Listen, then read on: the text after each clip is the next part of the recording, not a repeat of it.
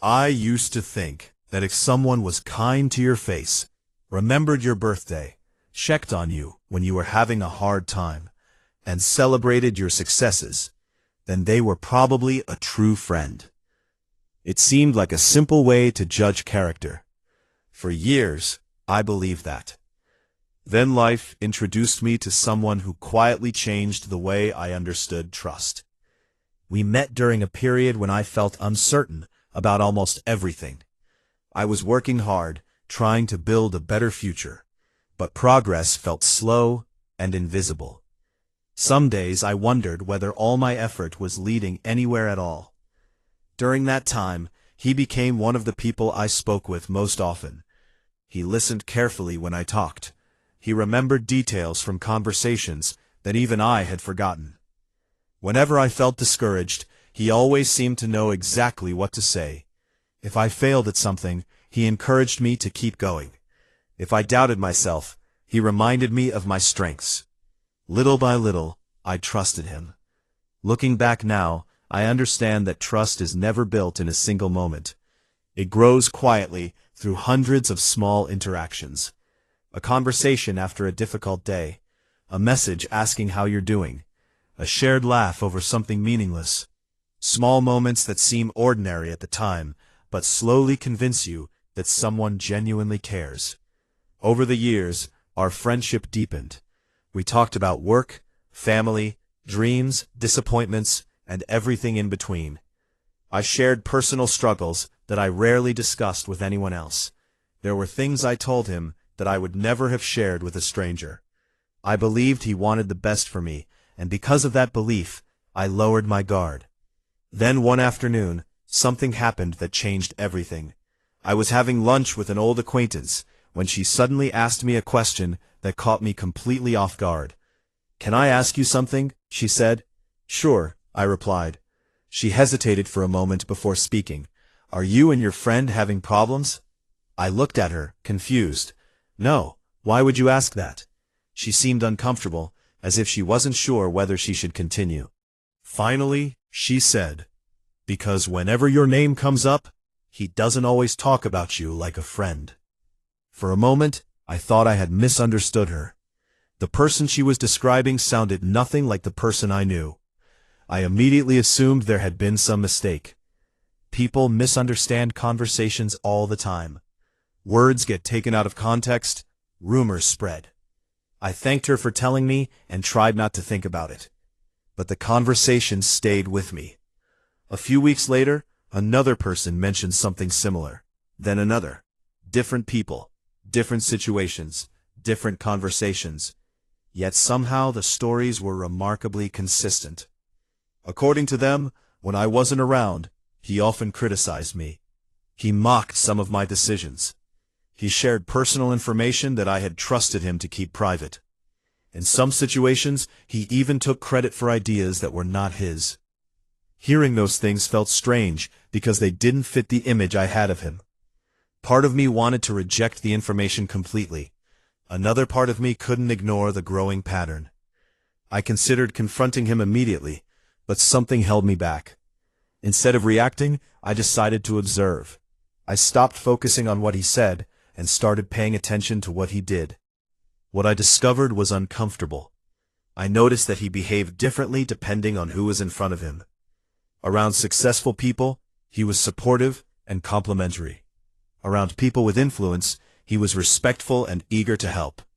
But once those same people left the room, his attitude often changed. Suddenly he had criticisms. Suddenly he questioned their abilities. Suddenly he found reasons to diminish their achievements.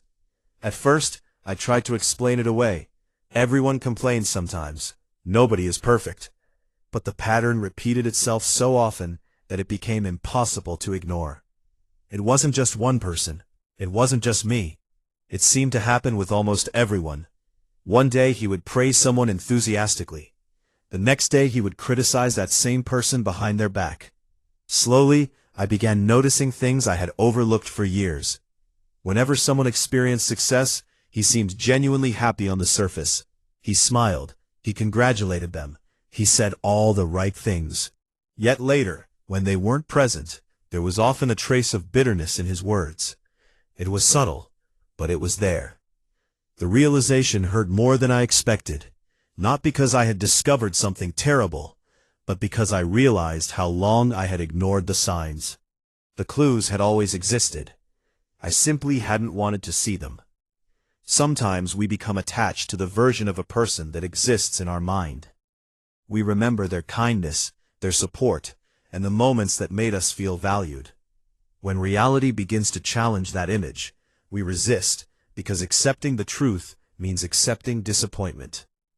For months I struggled with conflicting emotions. I felt betrayed, but I also felt sad. Sad because the friendship had been meaningful to me. Sad because I had invested years of trust in someone I no longer understood. Sad because I knew things would never return to the way they had been. During that period, I learned that broken trust affects more than a relationship. It affects the way you see people. It makes you question your judgment. It makes you replay conversations and wonder what was genuine and what wasn't. It creates uncertainty where certainty once existed. Eventually, I stopped focusing on him and started focusing on my own life again. I spent more time with family. I invested more energy into meaningful friendships.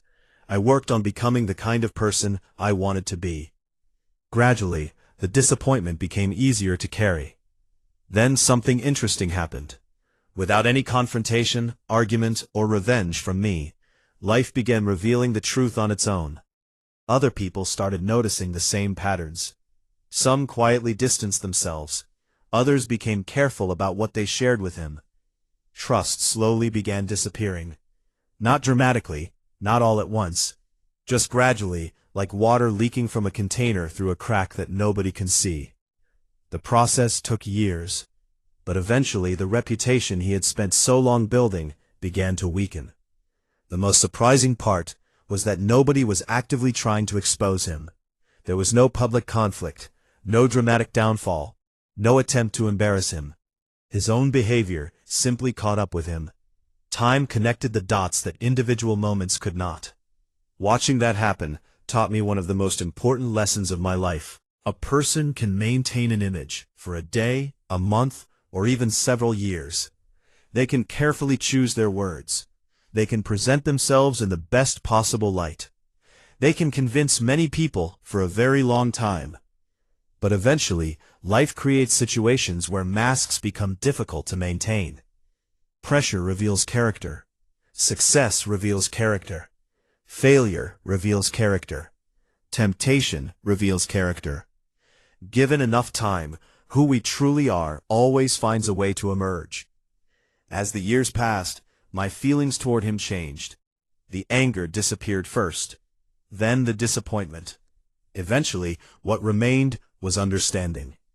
I realized that people who live behind masks often carry burdens that honest people never have to carry.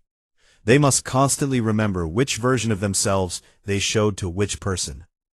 They must protect stories that aren't completely true. They must maintain appearances that require endless effort. Meanwhile, genuine people are free. They don't need perfect images because they aren't performing. They can be the same person in every room. They can speak about people the same way, whether those people are present or absent. There is a peace in that kind of authenticity that cannot be faked.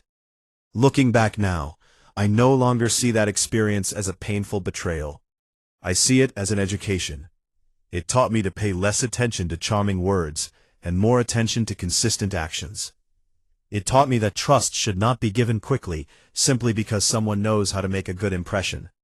Most importantly, it taught me that the people worth keeping close are often not the loudest, most charismatic, or most impressive individuals. They are the ones whose behavior remains consistent over time. They are kind when nobody is watching. They are respectful when there is nothing to gain. They protect your dignity even when you are not in the room. Today, whenever I meet someone new, I remember that lesson. I no longer rush to judge character based on first impressions. Instead, I watch how people treat others. I listen to how they speak about friends, coworkers, and family members when those people are absent. Because I have learned that the words someone chooses behind closed doors often reveal more about their heart than the words they speak in public. And whenever I think about that old friendship, I feel neither bitterness nor regret. I simply feel grateful for the wisdom it gave me. Life showed me that trust is precious, honesty is powerful, and authenticity is far more valuable than appearance. A person may fool others for a season. They may succeed in maintaining a carefully crafted image for years. But eventually the truth arrives, not with drama or noise, but with quiet certainty. Time sees everything, time remembers everything, and in the end, character speaks louder than any words ever could.